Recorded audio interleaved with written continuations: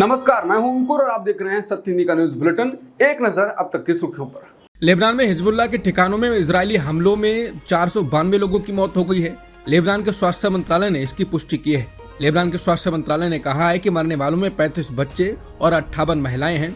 इन हमलों में 1645 लोग घायल हुए हैं। इजरायली सेना ने बताया है कि इसने हिजबुल्लाह के 1300 ठिकानों पर हमले किए हैं। बता दें, लेबनान में 1975 से 90 के गृहयुद्ध के खत्म होने के बाद एक दिन में मरने वालों की संख्या सबसे ज्यादा है।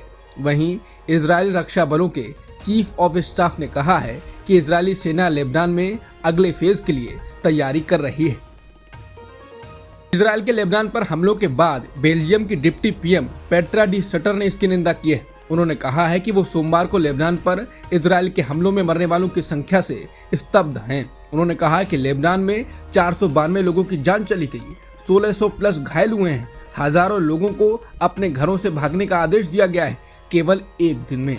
इसके साथ ही उन्होंने कहा कि इजरायल के इस भयानक हमले से क्षेत्र के लिए कोई समाधान नहीं निकलेगा। केवल कूटनीति ही नागरिकों को सुरक्षित घर ला पाएगी। केवल युद्ध विराम से ही पीड़ा समाप्त होगी। इजरायल लेबनान पर हमले कर रहा है। विश्लेषकों का कहना है कि पीएम बेन्यामिन नेतन्याहू लेबनान पर इसलिए युद्ध शुरू कर रहे हैं क्योंकि वो गजा में फेल हो रहे हैं। विश्लेषक का कहना है कि इजरायल द्वारा लेबनान पर फिर से कब्जा करने की कोई भी बात मूर्खतापूर्ण है, क्योंकि उन्होंने पहले भी ऐसी कोशिश की है।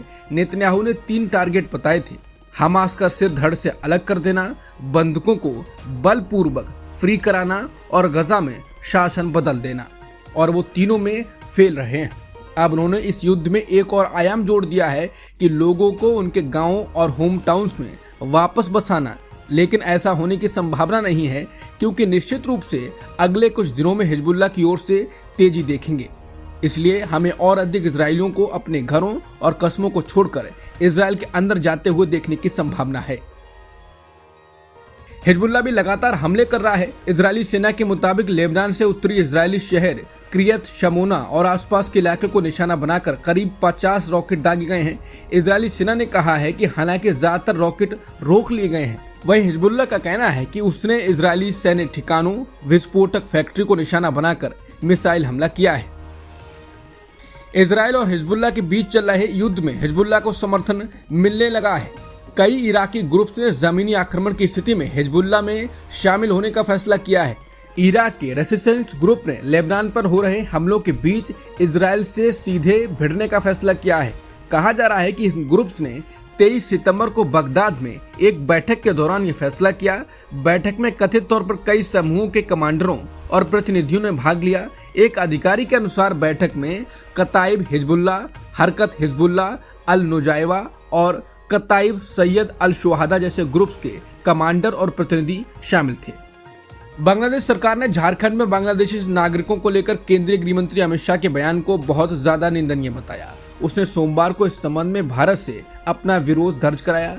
बांग्लादेशी नागरिकों को घुसपैठिया बताकर भारत के नेता आए दिन बयान देते रहते हैं, लेकिन बांग्लादेश ने पहली बार इतना जोरदार विरोध दर्ज कराया है। बता दें, पिछले हफ्ते अपने झारखंड दौरे के दौरान अमित शाह ने कहा था कि अगर झारखंड में भाजपा सत्ता में आई तो बीजेपी हर बांग्लादेशी घुसपैठियों को सबक सिखाने के लिए उल्टा लटका देगी।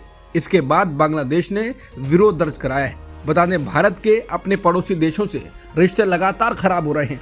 बांग्लादेश के बाद श्रीलंका, मालदीव, म्यांमार, यहाँ तक कि ईरान से भी, और इन देशों में लगातार चीन भारत की घेरेबंदी कर रहा है। श्रीलंका में नए राष्ट्रपति भी चीन के ज्यादा समर्थक हैं।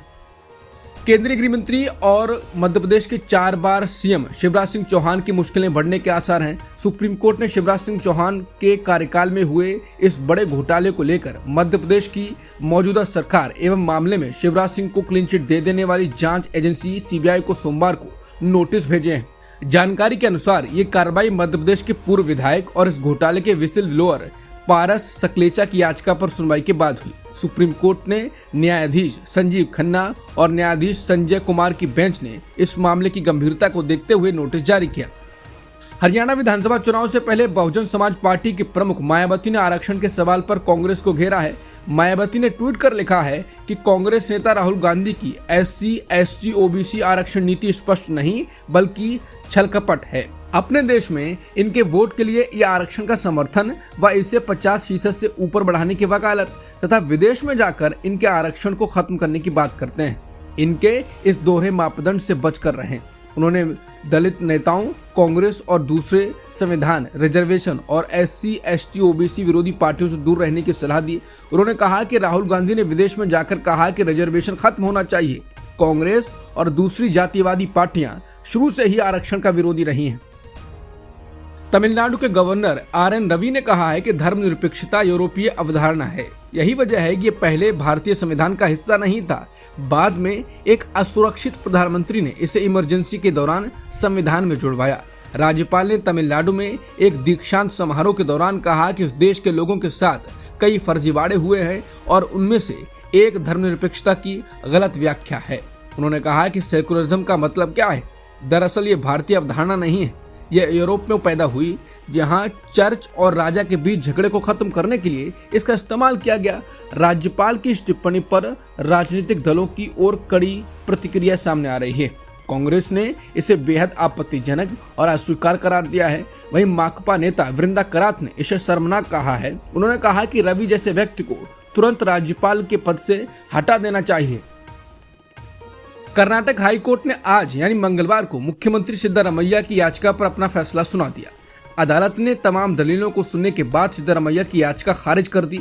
इस याचिका में सीएम ने मैसूर शहरी विकास प्राधिकरण यानी MUDA साइट आवंटन मामले में उनके खिलाफ जांच के लिए राज्यपाल थावरचंद गहलोत की मंजूरी की वैधता को चुनौती दी थी।